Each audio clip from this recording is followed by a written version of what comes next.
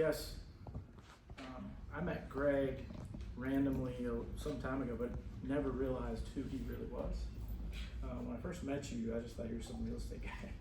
You know, because I didn't really. What changed? I didn't do my research, right? And then the second time I met him, but I always thought of him in a way that man, there's something about this guy that is just admirable and special and unique, and man, there's something about him that I really want to get to know him. And so then I actually then went and did my research, and I realized, gosh, I feel like an idiot. I didn't really pay attention to who he was or how he was, and got a chance to get to know him when I started my new business, and heard about this thing that we were potentially going to do here in Lake Norman, and there's some executive director that was coming to speak to our Rotary Club named Justin, and then Woody pulled me aside one day and said, "Hey, we need help to raise money for this thing. Do you know any of these 4 or 5 people?" And I said, "I know somebody." And then spent a little time. Didn't work out the way we wanted, but eventually it did because we're here. But spent a little time with Greg chasing a couple leads on fundraising for this place. But quickly just admire like who he is and how he is and how the way he is. I've never been asked to donate in the most special, appreciated, respectful manner in my life, which is like that. Most people say, pick you up on the phone and call you and say, "Hey, I'm raising money for this and that, and can you put $50 in an envelope today?" It wasn't anything like that. We got voluntold pretty good that we need to donate because we're board members. But I got to tell you, he reminds me of actually my grandfather, who I told you this story.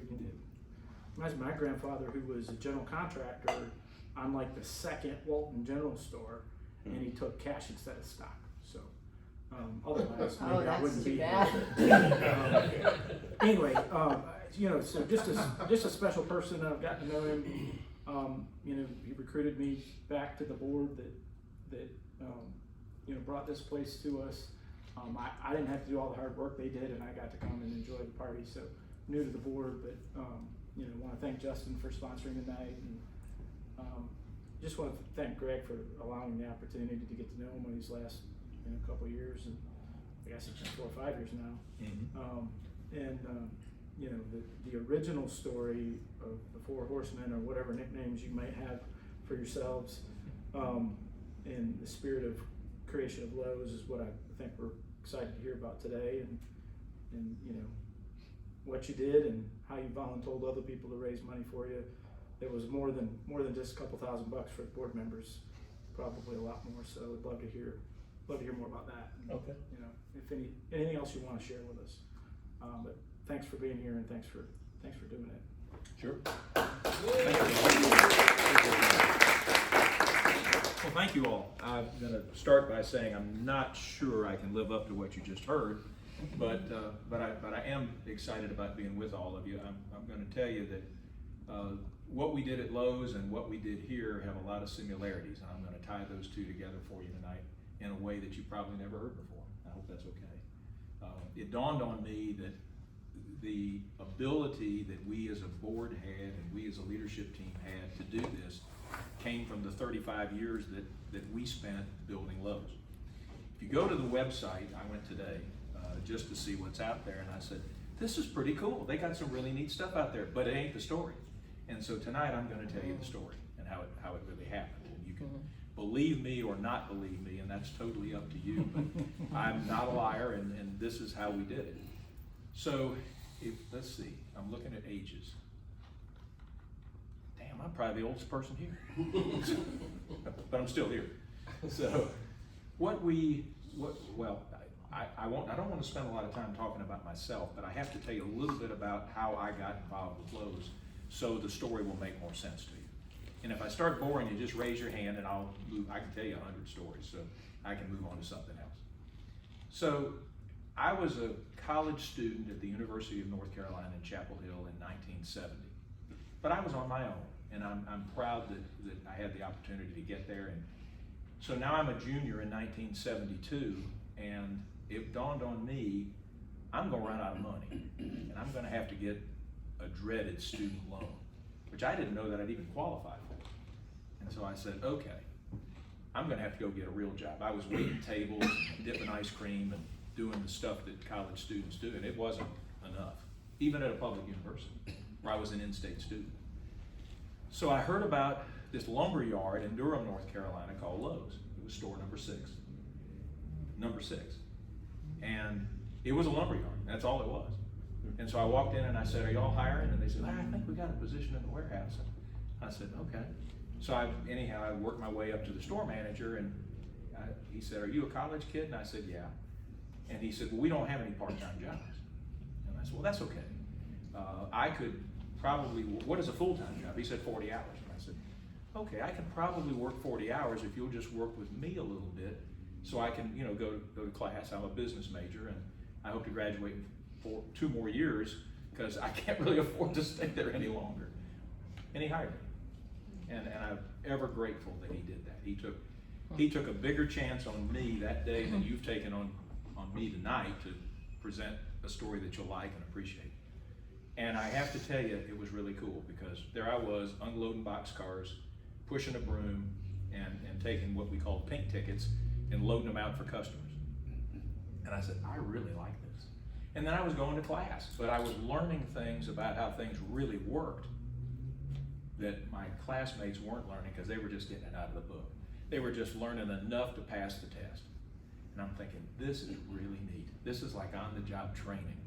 And yet I'm gonna graduate with a 4-year degree in 2 years, hopefully, which I did, by the way, just for the record. And had 2 years of full-time experience at a lumber yard called Lowe's. Do any of you remember when Lowe's was just a lumber yard?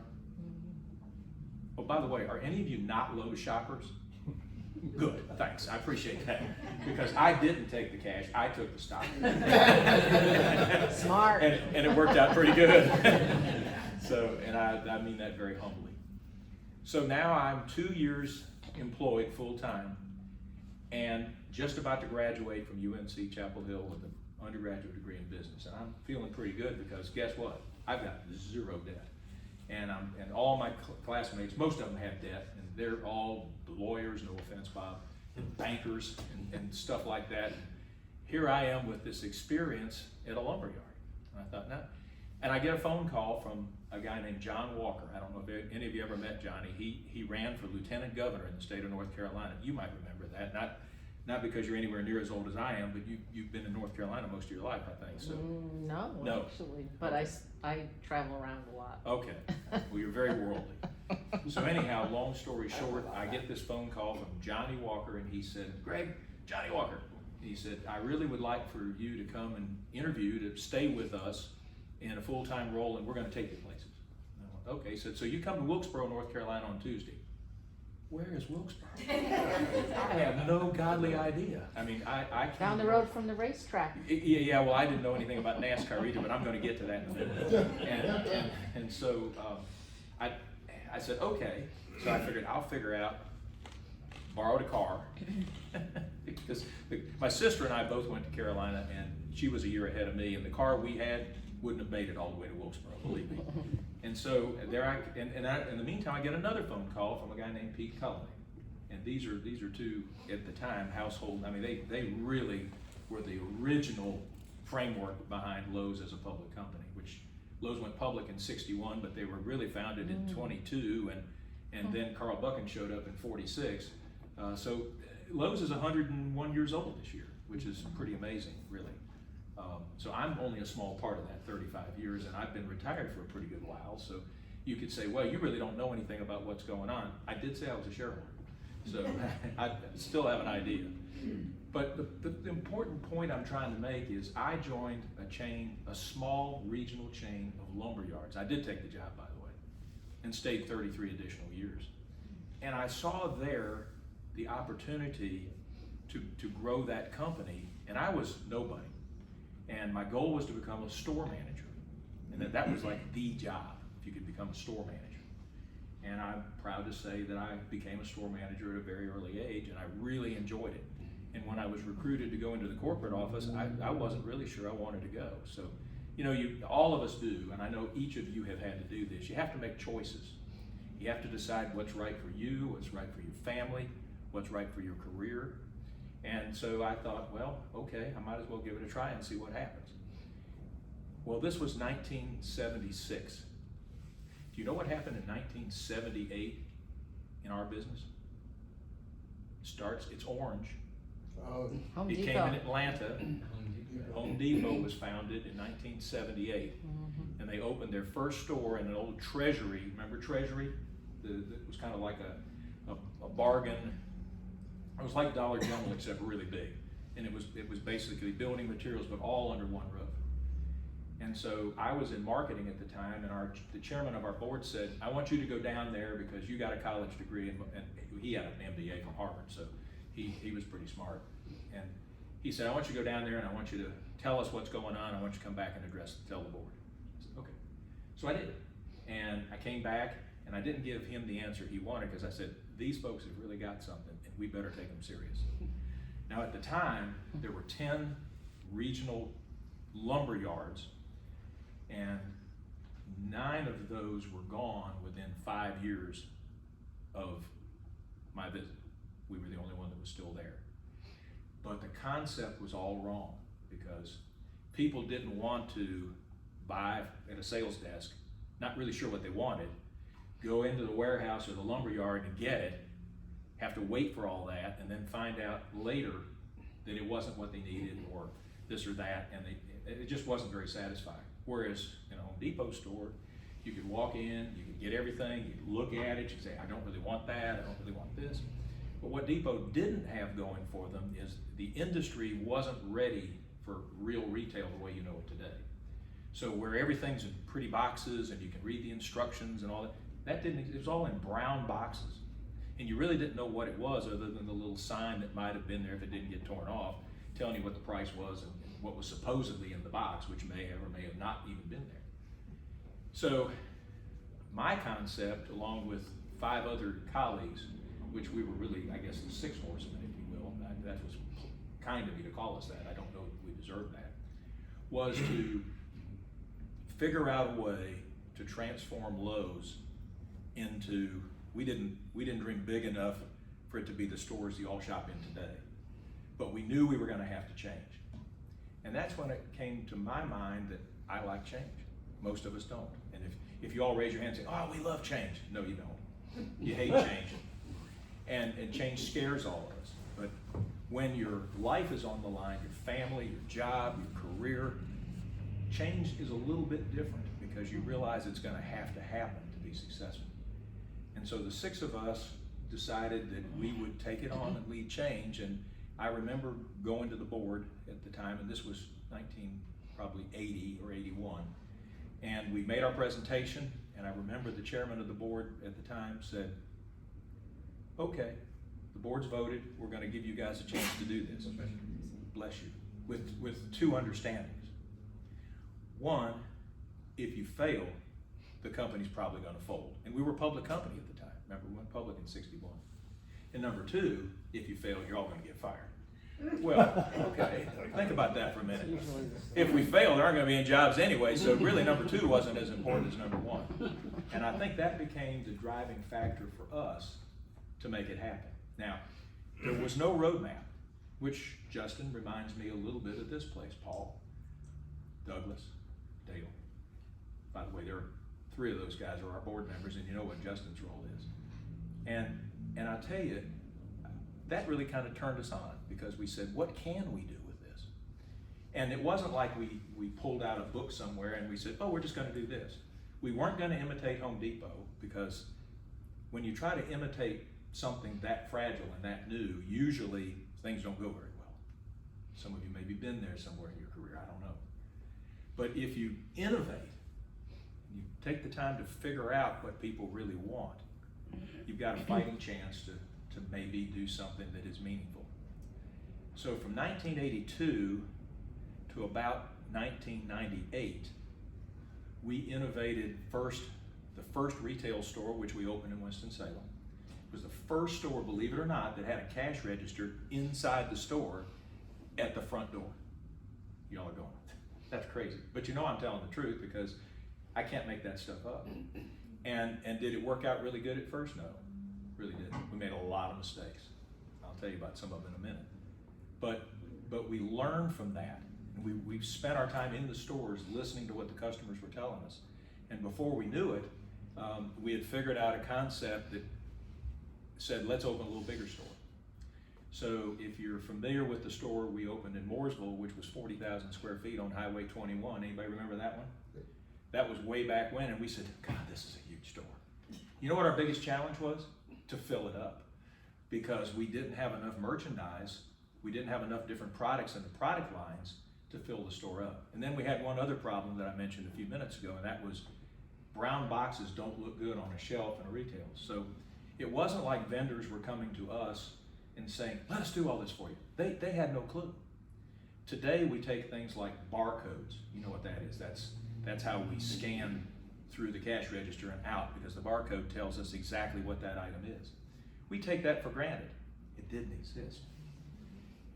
Back when, if you wanted to buy a pound of nails, they were in a bin, and you'd get a little rake out and you'd put them in this little brown bag, and then we'd weigh that, and then we'd check you out. Anybody remember those things? Mm-hmm. So the boxes that you see today that have all the nails in them, we had to figure that out. We invented those things. And I'm not bragging, I'm just saying we had to do it to survive. And you think about that, and you think, oh, that's, it's kind of like our kids. And our kids are all approaching 40 and just over 40. And when I tell them that color TV wasn't always color, and that computers didn't exist, nor did calculators, and they're going, oh, Dad, they bound to have. Well, they did in your lifetime, but they didn't in mine. And so when we got some of these things, like TV that's on 24 hours a day, it wasn't when I was growing up. It was on a few hours a day. And there were only maybe 8 or 10 programs. So we were working through the rigors of all of that, trying to figure out, and in the meantime, figure out what would turn customers on, what would excite them to come to our stores versus go to somebody else's store. And we didn't know who else was going to make it. There was Heckinger's, if you remember them, up in the DC area. There was Menards. They're still around, but not really. And some Eagle. And Ace Hardware. Well, Ace is different. That's very different. Yeah. Ace is the 7-Eleven of our, and they're good. I really like what they do. But they're a convenience store. They're not a destination location. So now we're rolling with this, what we thought was this whopper of a store, and we're catching up on the merchandising side. And at that time, Dale, I had the responsibility for merchandising. I was the head of that. So I still had marketing, and I had merchandising. And so we were trying to figure out how to make all that stuff work. Put nails in little boxes, put barcodes on lumber. All the boxes have directions, and you could look at a picture and know what was in it because it just didn't exist. Now, that turns me on. I thought that was really fun. Y'all would go, that doesn't sound like fun at all. It was then, but it was fun because it didn't exist. There wasn't a book, there wasn't a paper, there wasn't anything you could go to, because Home Depot hadn't figured that out either. Everybody gives them credit for being the biggest, which they are, and the best, which they're not. And I mean, I am a little opinionated, but you either love blue or you love orange. I mean, that's kind of how it goes. They're good, don't get me wrong, but we innovated most of the things that they copied, but just took credit for it. And look, that's flattery. I mean, no problem. But we had to do it because we were second to market. And our strategy was, we were in small town America, and we were getting our feet there so we could move into metros. Their strategy was big towns, big cities, and then when they tried to backfill into small towns, their strategy didn't work. And again, I'm just giving you the facts. You can check that for yourself. So now we're in the 90s, and we opened our first 100,000 square foot store in Charlotte, North Carolina. And you talk about not having our act together. We had about 40,000 square feet of merchandise in a store 2.5 times that size. And we had our first foray into the garden center, which by the way is a huge business for us. And we didn't know how to do that either. I'm just being honest. Then we got interested in branding. Do you all remember who our first branded spokesperson was? Had something to do with lawnmowers. John Deere. No. Richard Petty. We got the king to endorse our mower line, and we painted them Petty Blue. I'm serious. Huge success. I'll tell you a quick story. We thought it would be good for people. We knew everybody in the Southeast knew Richard Petty, and they did. I mean, he won 200 races. So, see, I did know a little bit about NASCAR. So we got a full-size cutout of Richard Petty, and we put them in each store. Well, they were pretty popular, and sometimes Richard didn't make it through the whole day. Somebody picked him up and he went. But the scary story for me was one night I was in a store, and the store manager took ill, and I said, that's right, I ran the store, I'll close it. So I did, and I wasn't that familiar with where all the lights were, so I'm cutting the lights off, and I'm backing into, and all of a sudden I feel somebody in my back. Guess who it was? It was Richard. And it scared me to death. I mean, it really did. So Richard was really good for us. Then I'll tell you one that didn't work out so well. There was a quarterback from North Carolina State named Roman Gabriel. Y'all remember back that far? And he was pretty good, but at that time, North Carolina State, with all due respect, was not a national powerhouse like they are today. Because if you can't go to Carolina, go to state. Well, If you can't go to college, go to state. I'm not going to say that. I'm not. What I will say though is that now we've got 4 powerhouse national schools, Right. and at the time we didn't. And North Carolina State was one that wasn't. So we took Roman Gabriel, who signed professionally for the LA Rams, and he became our spokesperson for several lines of product. And that was one of the dumbest things we ever did. You know why? Because we didn't have any stores on the West Coast. And so people are going, who's this guy? Yeah. And he didn't have the most successful professional career over time either, and that didn't, I mean, they got to win. Now let's talk about winning. Were the lawnmowers, were they Lowe's branded? Were they white labeled, or you were just using Petty as the spokesperson for a line? They were originally made by a company called Dynamark. But you branded on Lowe's? We did, Okay. we did. Over time, we weren't big enough to brand anything when we first got started. I mean, branding strategy, I could spend a day talking to you about branding and how it all worked. But I think that, one of the things we learned about branding is you gotta be careful. You gotta be really careful. If you put your name on something, it better be better than good. And if you grow a product line like we did Cobalt Tools, and that's another story. I'm just gonna tell stories, and if you stop me when you had enough. We went to Snap-on and we asked them to be our tool company. Well, as you know, they sell all their tools in a van and they go around from place to place, and they decided no. That didn't make me happy at all. I mean, actually it upset me a lot, because they said yes, and then at the last minute their board told them they couldn't do it. So I said, well, maybe we could make up our own brand and have our own brand of tools. And Bob Gaither Keener Gaither now works for Bob. Gaither was our general counsel at Lowe's for several years, and he said, I believe in what you're gonna do, let's go do it. And I said, well, you be the legal eyes, and I'll be the marketing guy, and we'll figure this thing out. And we built the Cobalt brand, which is now a national brand. We built it from scratch. That was fun. That was a lot of fun. So that can be done, but that was way later in our years when we could. So like a Hampton Bay kind of. The same private idea. label You stuff. can do it when you're big enough. Yeah. So now we figured out the store needed to be 135,000 square feet, which is what they are today. It was starting to really click. People were really getting interested in Lowe's. And one other fact. Do you know who shops 80% of the store and why? Women, Women. You know why? decorating. Because they make the decisions. For us guys, we're pretty good in the tool department, although women are much better than they used to be. And then, there's hardware. You get past that, ladies, you're the ones that are making the calls. So we were smart enough to get a national study together, which you'll appreciate that, and to tell us what I just told you. So it wasn't us dreaming it up or thinking it might work. That was just the facts. And so we built the store around the female shopper. And that was what differentiated Lowe's from Home Depot early on, because they were after the macho contractors and not the homeowners, do-it-yourselfers, et cetera, et cetera. Now we were feeling like, okay, we got it clicking. We found enough merchandise to fill up the entire store. We figured the garden center out. We're ready to go. So as we got rolling, we were building 125 stores a year. We opened 3 a week until we got to 2,000 stores. So Lowe's went from a fortune nothing to a fortune 50 in a short period of time. I mean, we really got big. When I left Lowe's in 2006, I retired. 35 years is a long time, and it was my election, and I did it very unselfishly with the other 5 guys I mentioned, because we had built a really good group of young, aggressive, smarter than us folks underneath us. And if we stayed, they'd leave.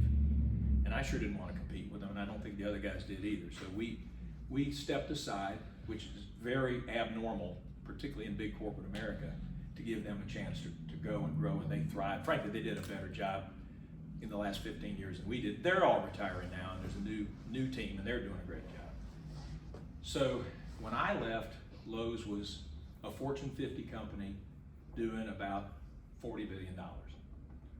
They're going to do over $100 billion this year. So I think they've done pretty well. And that kind of, I'm going to answer questions if you have any, but that kind of leads me to what turned us on about this idea. You'd say, how could an art center be like building Lowe's? It's very simple. Started with nothing. I mean, we did have some lumber yards, and we decided to keep the name. It's always been Lowe's. It's still Lowe's. That was extremely risky. You know, the board wanted us to change the name. Call it something else, and then at least people will give you a chance.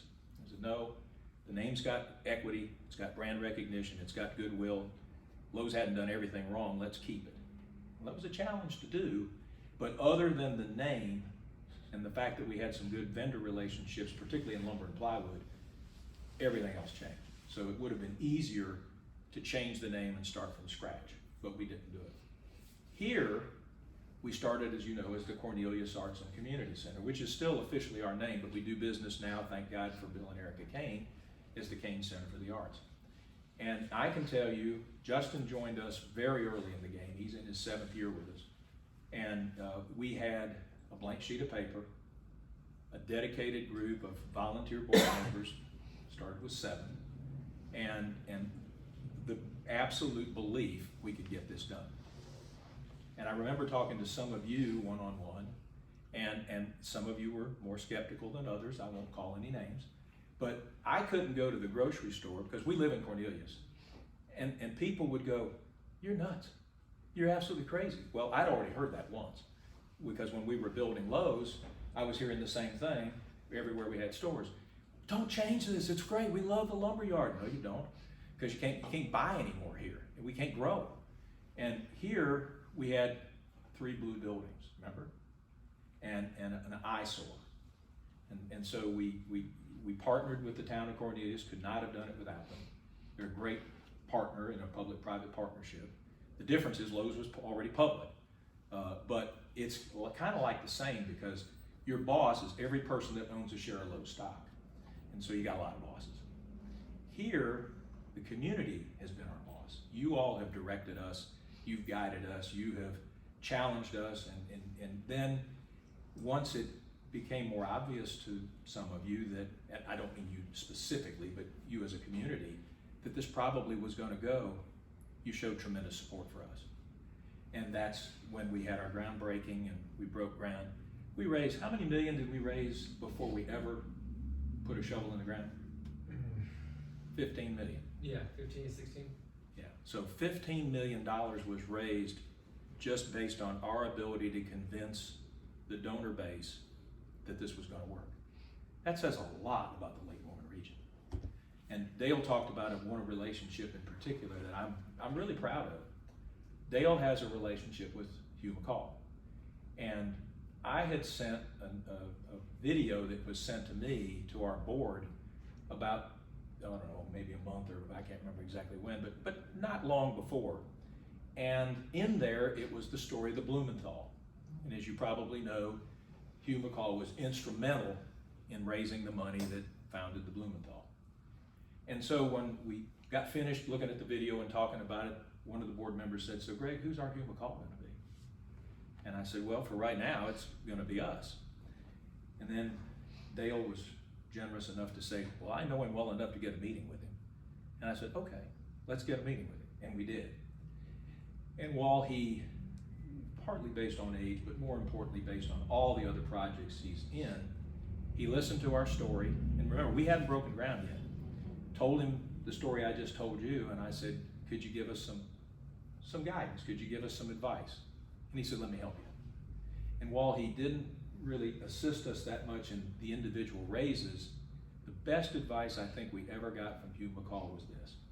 He said, "For this to work, you're gonna have to have some help from the community, you're gonna have to have some help from the county, and you're gonna have to have some help from the state." And we said, "Okay, let's see what we can do." Well, I'm proud to say that the community, the town of Cornelia, stepped up. The county stepped up twice. And toward the end, the state stepped up too. And as you now know, we raised almost $26 million in our capital raise for $25 million. And we opened this site, we opened this facility, debt and mortgage free, which we were extremely pleased about. So that might not sound like a parallel story to you, but believe me, we were building this from scratch the same way we built Lowe's from scratch. And they were two of the most fun projects I've ever worked on.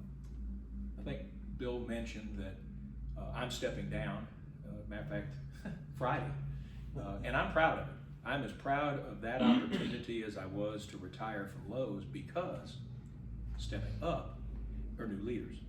I have the privilege of having had the job as president and board chair for 7.5, almost 8 years, and it's time. Our board decided that for continuity reasons, we should keep the officers the same. Because if I've called on Dale and I've asked him to consider contributing, and then the next time he gets a call, "Well, where's Greg?" "Oh, well, he's no longer with us. He's retired, or he's come off the board." That doesn't work very well when you're trying to raise that kind of money. So we all agreed we'd stay in place, and it worked out pretty good. But now it's time. It's time for the succession plan. So in this cycle, we're rotating off 5 of our board members. We've replaced them with 4. Douglas Marion is one of our newest board members, but has been a volunteer with us for 6 years, and I'm pleased to tell you that he is stepping into the role as treasurer of our organization. And believe me, he is qualified. And then, to replace me, although I'll be on the board for another year, is Paul Newton. Paul has extensive experience in business. He's been president of an organization or two, and been a joy to work with since he joined our board, and he's the perfect choice to replace me as president and board chair. And I'm really proud for him. Thank you. And Dale, you always undersell yourself, but when Dale agreed to join, he agreed to help us with corporations, with planning, with other strategic needs that we have, and he's really good at it. And so we're thrilled to have him too. And I'm pleased to report that Justin just signed a new 5-year contract with us, so he's going to be with us for a good while, and we couldn't be more pleased, because believe me, the glue sits in that chair. He runs this place. So I've, in my own way, tied 2 things that I'm really proud of together, and I hope that you share in my appreciation for the public and the community for the support of both organizations. It has been quite the ride. I'm not going anywhere. Ann and I are planning to stay in Cornelius. I've been retired I don't know how many times. And let me tell you something, retirement is not what it's cut out to be. When I retired from Lowe's, I remember 30 of the 35 years I traveled all over the world, all over the country. And so now I'm home, okay? And so Ann, my wife, who I love dearly, and we've been married now 49 years, she says, "You've been home about 2 weeks, what are you gonna do?" and I said, "Well, I'm not exactly sure." And she said, "You don't expect me to entertain you all day, do you?" I said, "Well, no." And she said, "Well, I tell you what would probably work really good for us. I've got my day things. Why don't you find your day things, and then we'll have the evenings together," which we didn't often have because I traveled a lot. And I said, "Yeah, that makes sense." So then it dawned on me that it was time for what I'm going to call a reinvention. And so now I've got a lot of retail skill, but I've parked that because if I wanted to continue to do retail, I would have stayed with what I believe to be the greatest retail company in the world. And I thought, no, let me do something different. So I got excited about the idea of getting involved in things I know very little about. And the less I knew about it, the more interested I was in it. And then convincing you to hire me to help you grow your business or merge your business or sell your business or bring your kids into your business. And that's where I learned that no really means maybe.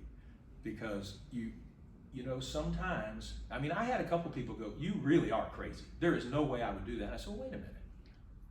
Who better to help you with something than someone that's got to learn it from the ground up? Comes in with no preconceived notions. Well, it worked well enough for me to build a business around small and medium-sized business advisory. And that led to the Lake Norman Company, which I run today for the owners. And that's a lot of fun. So that's kind of my base in Davidson. And we have umpteen companies, and that keeps me busy some. And I really enjoy that because I love business. But it has also given me the opportunity to spend time with this project and a couple of other projects that I'm involved in. So I've stayed busy, and by the way, all of those projects are things I knew at the time very little about. So it's been very satisfying. And just for the record, my wife is really happy because I'm busy during the day and we get to be together at night and on the weekends. By the way, I spent 35 years working on the weekends because retail is 7 days a week, so it's pretty cool. So what questions can I answer for you? Trish? Do you want me to start? Sure. Kind of a comment and then a question. Sure. I actually started calling on Lowe's. I spent the last 36 years in sales in the consumer packaged goods industry, and I worked for Clorox for 18 of those years. Started calling on Lowe's in 2004, so 2 years before you retired.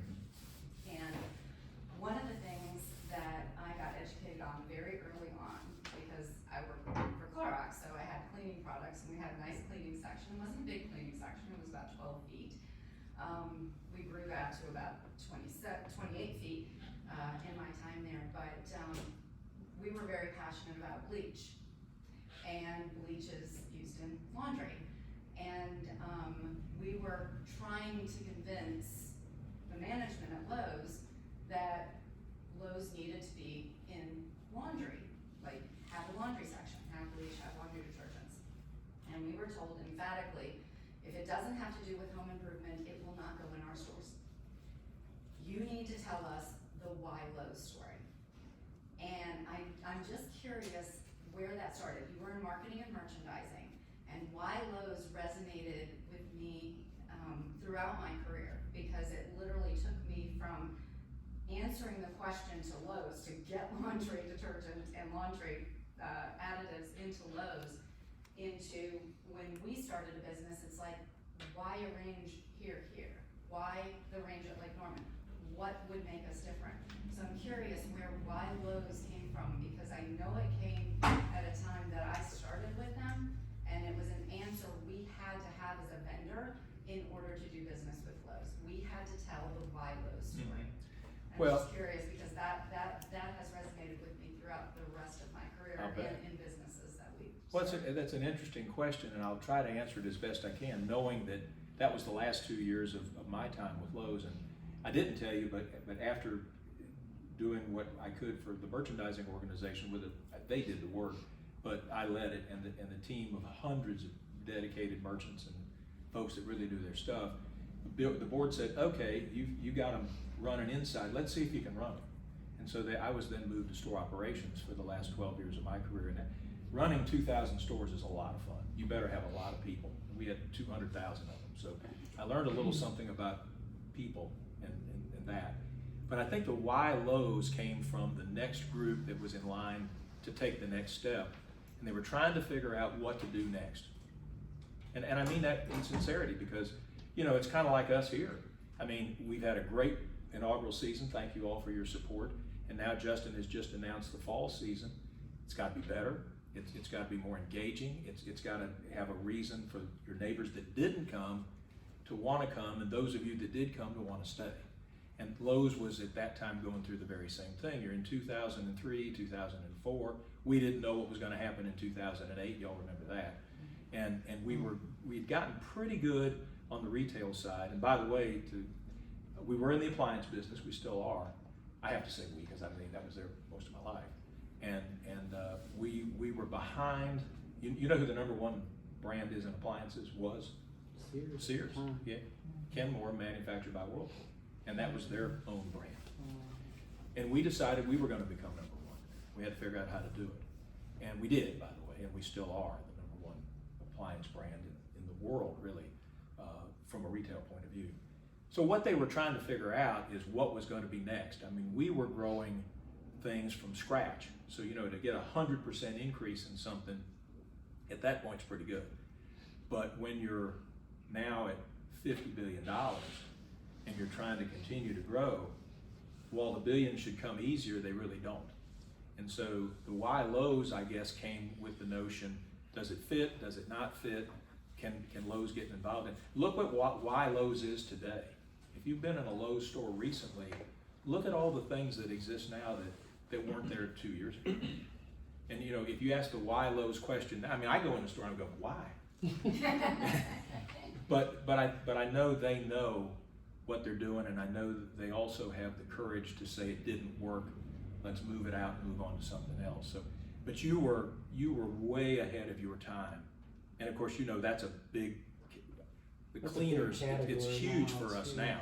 But you were really like the leader in getting us into that, because you know you have a personality. It's hard to say no to. So.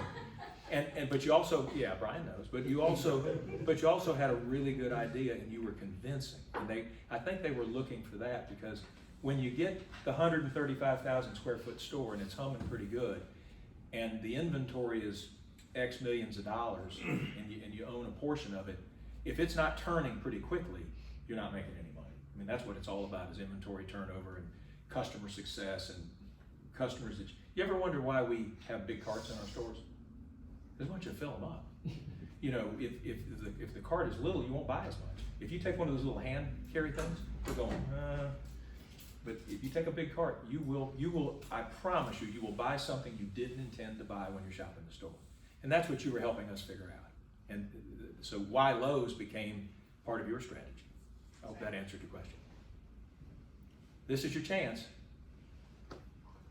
Yes? Has there been another retailer in your career that you've admired, something that's not building products or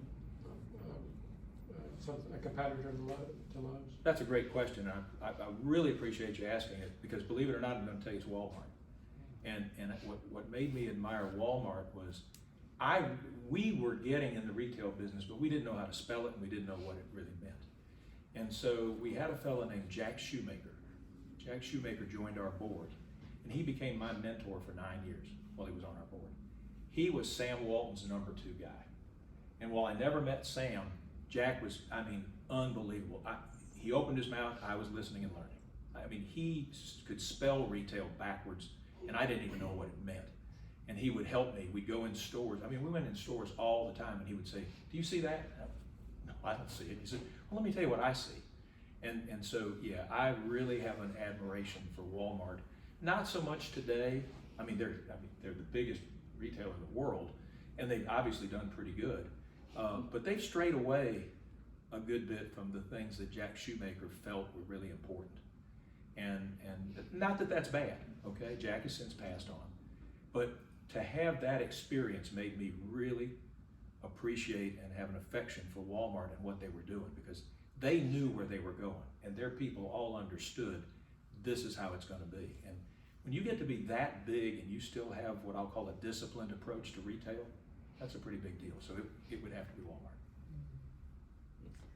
Yes. Okay, I have a question. I come at it from a completely different direction. Okay. So on the real estate side. Sure. So I worked as an in-house consultant when I started my company in '92. Mm-hmm. You're a youngster. Yeah, I am, but hopefully still. But I worked for the largest shopping center developer in the Northeast, And so I had to live and breathe all of the anchor stores and projects. So had to learn the Walmart story, the Lowe's story, the Home Depot story, the grocery store story, all the big anchors. And it's been an interesting evolution to watch, right? And when you were talking about the differential between Home Depot and Lowe's, I got that, you know, with Did the. you see that? Did you Oh, believe oh, it? absolutely. I mean, I understood it and believed it, and plus the Home Depot site selection guys were pretty nasty to deal with. So anyway, and I worked with Walmart and, you know, all of the different operators on site selection issues. Sure. So it wasn't about just the merchandising and the marketing and the retailing, it was about picking the right site. And then they did this weird thing when a lot of these companies went public, and they went from, it used to be at ICSC, which I'm sure you hung out with, and Oh, yeah. the halls of Vegas, as Sure. I did, is that it was the developers with relationships, direct relationships with the retailers. And that worked out really well. They would make their deals on locations unless they were corporately owned. And so what started to happen is when a lot of these companies went public, they started focusing on shareholder profit versus, is that the best location, the best store that can make the most money? They started outsourcing a lot of their real estate decisions to brokerage firms who were motivated by commissions, and they didn't care whether the site was successful. So that was an interesting dynamic to watch, and I'm just curious to hear your thoughts on how they're approaching that now, because I'm not really engaged in that as much as I used to be, but also this notion of small store, big store. Walmart started small store like Dollar General and whatnot, then they went to the huge superstore, and now they're kind of doing these smaller footprints. So one, site selection decisions, and two, bigger versus larger footprints because of the merchandising challenge. What are your thoughts on that? Yeah, you got about 4 questions in there. I'm sorry. No, that's good, that's good. So in terms of Lowe's real estate, we always believed that I was involved with real estate obviously a lot, and we really sweat the equity on the real estate because we were, and still are, public. And you're right, I mean, sometimes the difference between this corner and the corner across the street literally makes the difference between a great store and a not so great store. It's really that scientific. Mm-hmm. And so we had our guys, we had a whole real estate department. Right. And we kept it that way. They had the responsibility to get it right. And there were times when we challenged her, we said, that's just not gonna work. Well, why? And we tell her. And there were other times when we said, we don't like it, and they told us why we should, and they were right sometimes too. I mean, nobody's right 100% of the time, because you're going in a new market you really don't know. So, but we did not really outsource that. And it's not a factor as much today because we're not putting a lot of new stores in the ground. So that maybe answered the first question. The more important one was the question that you asked about the future and what we did here and there. And you didn't ask this, but I'm going to tell you. Lowe's leased a lot of their facilities. Too many. I mean, at one time we leased about 80% of our stores and owned about 20%. And we looked at that on paper and we said, you know, this is really not smart. So we moved from 2080 to 8218. And so we then owned 82% of our stores, and that's what dramatically increased our profit. So that's why they're freestanding versus in line. Yeah. And here's something else you didn't ask, but Okay. it's important for Yeah. you to know. Guess which stores perform the best? The ones that are right next door to Home Depot. Now, that's the truth. And it wasn't just once in a while, it's all the time. You know, I don't know if that still holds true because I'm not privy to see that by store, but I think it does. And I don't know, I always wanted to ask Home Depot if the same held true for them. I think it probably does, but and I think it's because there's selection. You know, there's a depth there. It's the same thing on Independence Boulevard. Car dealers? Car companies Yeah. are there. So Yeah, you it's can go from it's one to the other. cannibalization. The grocery stores do it all the time, and then Walmart dropped their box and really screwed up the grocery store business because they're now the number one Since the grocer Middle in the Ages, country. there are streets named for Yeah. whatever was happening on that street. Yeah. Oh, yeah. Just No, for that's true. selection and competition. Yeah. So there's a lot to all of this. Yeah, It yeah. looks like it's just kind of, well, good luck, but it's when you're public, and that was the other thing. Yeah. Every 90 days, you got to go to Wall Street, you got to answer Yeah. a lot of questions. And as an officer in a public company, people say, well, how come you don't run, for politics today? I was a politician. I was a politician representing a huge company, and that was enough for me. I mean, that was, because every 90 days we had to come up with a great story, or you'd see the stock just, and you had to be honest, because 90 days later you were going to come back and answer the questions again. And if you puffed it all up, which we didn't do, and then you were wrong, you got a double whammy, and you really didn't want that. So those are great questions. Did I answer all of them? I think so. Size, store size. We talked about lease versus sale, but what about the smaller format idea? I was curious if they wanted to compete like Walmart's doing the neighborhood centers on the grocery thing, and you talked about Ace Hardware as a different model. It's the more really didn't local talk about Ace Hardware, convenience did I? thing. So I was curious if Home Depot or Lowe's was going to consider doing that smaller convenience oriented location where kind of like the way that Dollar General and has backfilled what used to be Walmart, because 30% of their inventory is perishable food. Yeah, that's true. I can't speak for Lowe's today or Yeah, Home Depot today. yeah. I really don't know, but I'll tell you what changed the dynamic of that: online shopping, the internet. Right.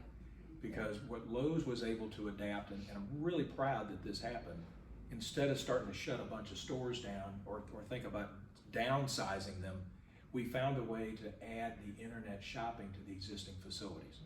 And then we had to really hone it when the pandemic came through, because then people didn't want to be in the store. They didn't want to leave home, and we turned the stores into a distribution center to get the goods directly to the consumer in their homes, and that really worked good. Yes, sir. I think isn't Walmart's like the largest grocery in the country, correct? Walmart Yes. is. Yes. The moment. But yeah. But also, like, what is your top 10 line? Like your top 5 or 10 line? Because not only only products aren't the greatest. Like it's just you just resell merchandise, But like what were your?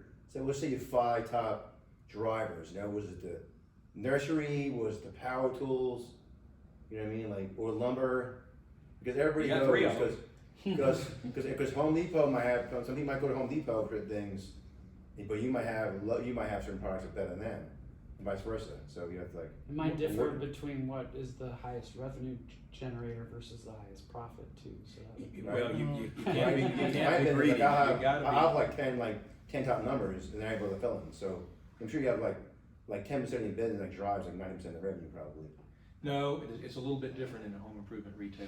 It takes more product lines and it takes more inventory depth, because a project is typically more than one of an item. And the thing that'll kill you the fastest is, let's say that you're gonna build a deck, and you've gotta have 10 8-foot posts to build it.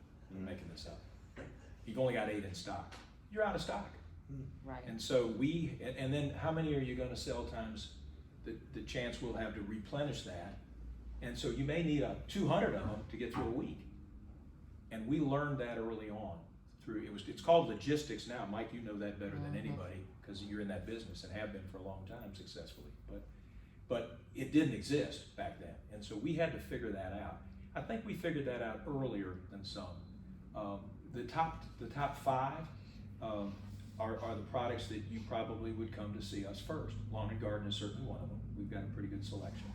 I think Pike's Nursery maybe could compete with Selection, but you're gonna pay a lot more for it. So if you don't care what you pay for, I mean, we shop, my wife is a certified master gardener, so she knows a little bit about that kind of stuff. And listen, I get an earful all the time. But lawn and garden is one. Appliances are certainly one, because we attained and have maintained the #1 in the world status there as a provider. You mentioned that we just are resellers. Not really. You must not have heard me when I was talking about the Cobalt 2 line. We built it, it's ours. We have a lot of those. Harbor Breeze fans is another one. We've built a ton of product lines, but that doesn't When necessarily. you have a product, you have somebody else make it for you, white label for you. You don't really make it. You have somebody make it for you and you sell it. Yeah, but you don't know it's them unless we tell you. Right, like, So- like you manufacture our product and we sell it. Okay, well, that's good. Do you sell Is anything it good? else? I'm not sure. I mean, it's smart. But you're in the racing business, basically. Yeah, I manufacture everything from raw parts and outdoor. Well, we were in the racing business for a year or 2. That's it. Well, 7 races, right? 7 championships. Yeah, and over 18 years. I don't know that I agree with the decision to exit NASCAR necessarily, but I hope pro football works for Lowe's. I think that's what they decided to do. That's not me. I mean, you know, one of the things you have to do when you decide to retire is you have to trust the next guys to do what they think is best. Jimmy was great for us. Yeah. And I'll tell you, it happened after a couple failures. Do anybody remember who our first driver was and our first car owner? Brett Bodine, Jeffrey's brother, and Junior Johnson was the car owner. Yeah. And that sounded like it was going to be just perfect. Brett was really nice, but he couldn't drive. I mean, he just couldn't win a race. And we did it for our customers, we did it for our employees. We wanted to motivate those two groups. So then we said, okay, we're going to get somebody tougher. So we went to Richard Childress, who's a great car owner, by the way, and he gave us Mike Skinner. Well, Mike is not bad, but you know, he'd rather fight than drive. And so that didn't work out quite as well for us. So this is a true story. I wasn't going to tell you this, but you made me. So I was at Charlotte Motor Speedway, and I got a pass to go to the driver meeting. And the driver meeting, if you've been to one, always ends in a prayer.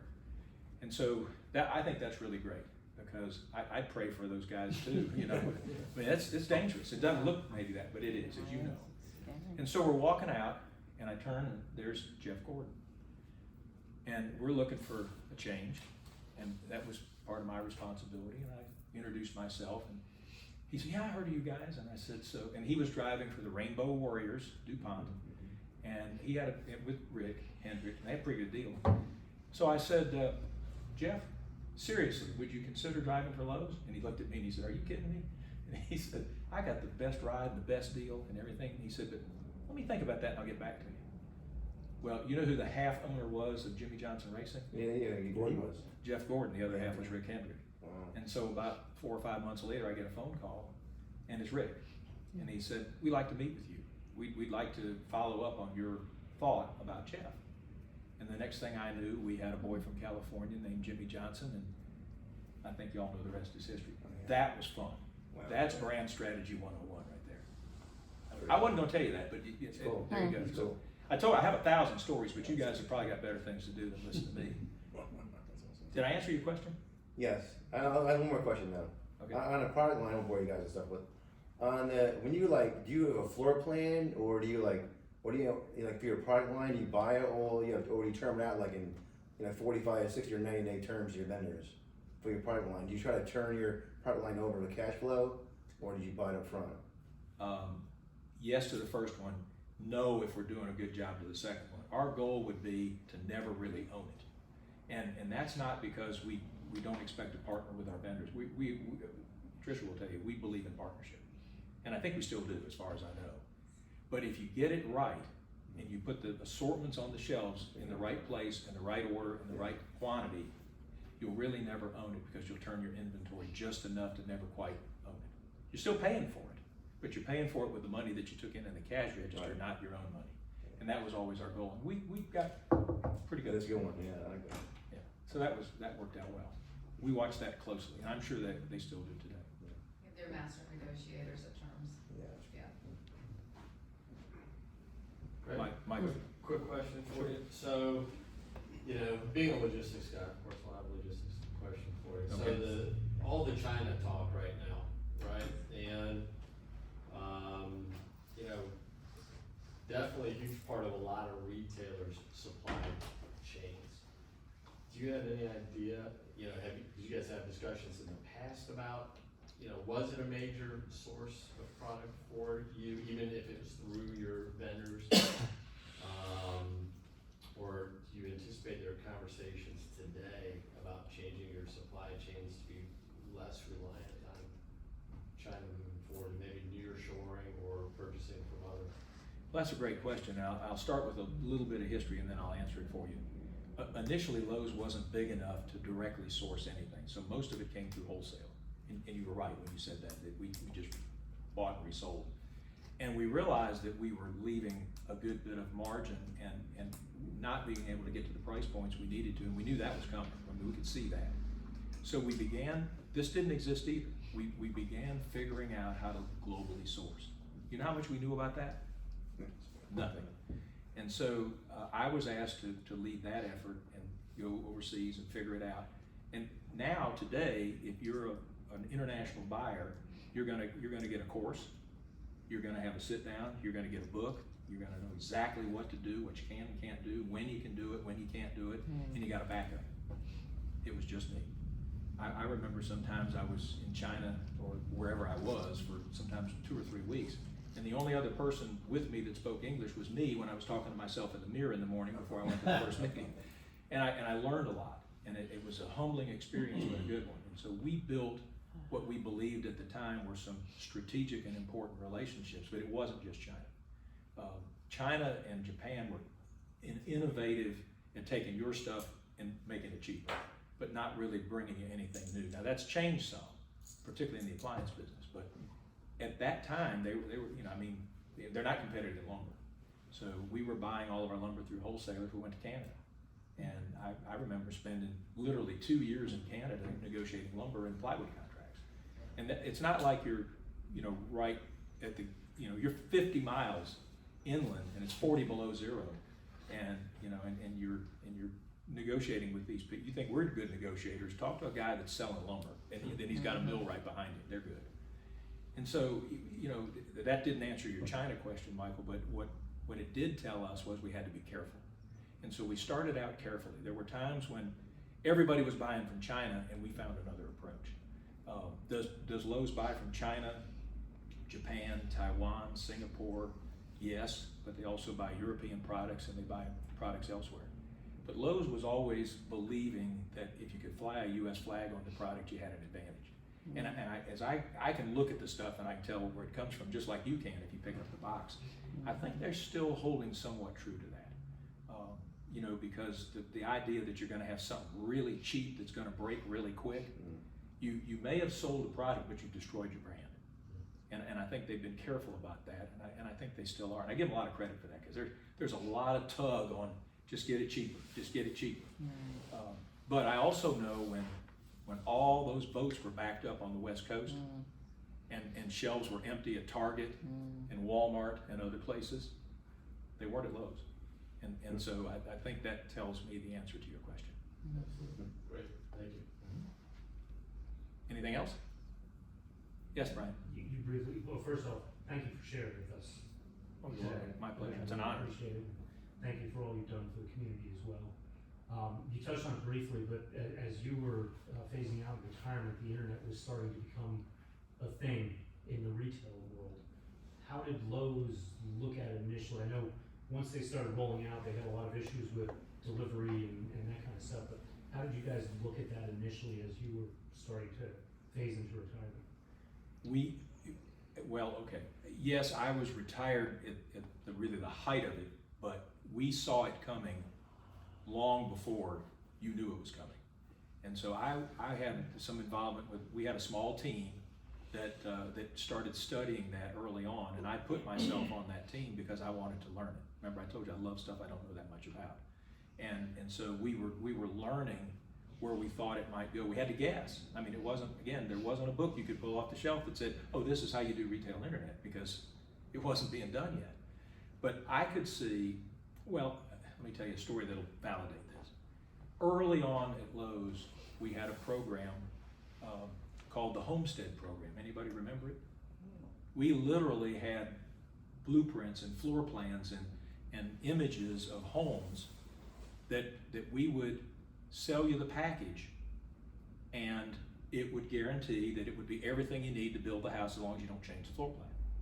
And we deliver it in phases, and we help you finance it, the whole 9 years. It was really popular. And when we first rolled that thing out, everybody thought, well, no, Wall Street thought we were crazy. They said it's not going to work. Well, that was really our first foray into internet retailing, even though that's not the way it was necessarily done, but it could have been. And so we knew it could work because in our store, we were doing it all electronically.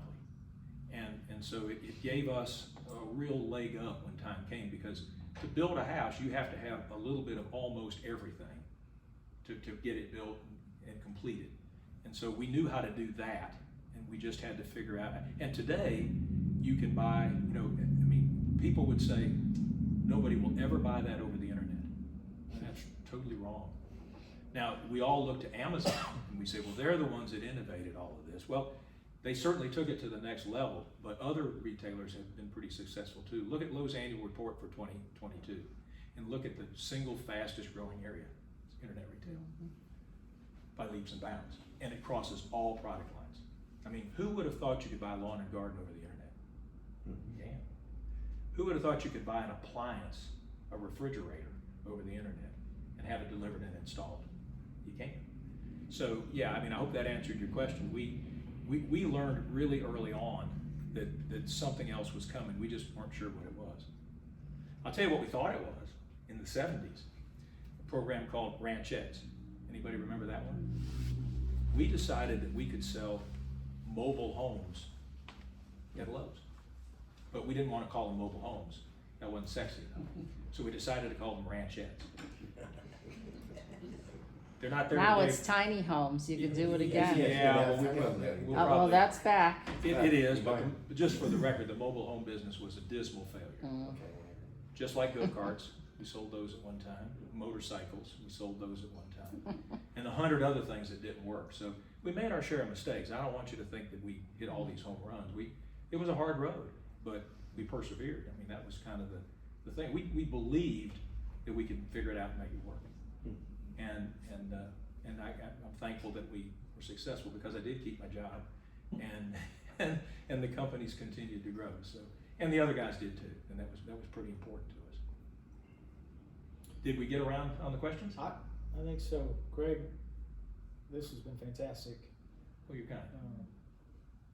Really fun. We could probably sit here for another 2 hours. I know. Great story. Let us, but Well, I hope I didn't Fantastic. bore you.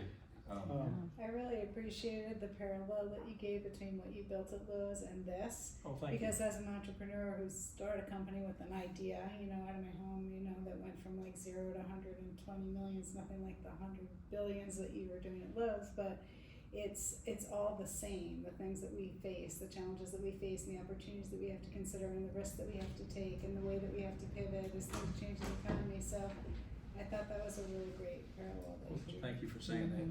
The one thing that you can't do is doubt yourself. Once you're satisfied that you've touched all the bases, you've asked for all the advice and counsel you can get, and you're really sure that you can make it work, go for it. And you might surprise yourself that you can do it. So thank you all so much for letting me have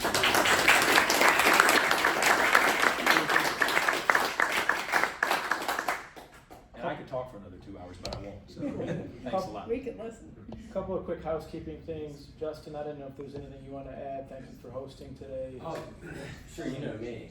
Yeah, I might have figured out. Always I'll do a little just let something you in there. jump in. So, everyone make sure you take one of these home if you don't have one yet. This is our brochure for the fall season. Right. Our fall performing arts season has been announced.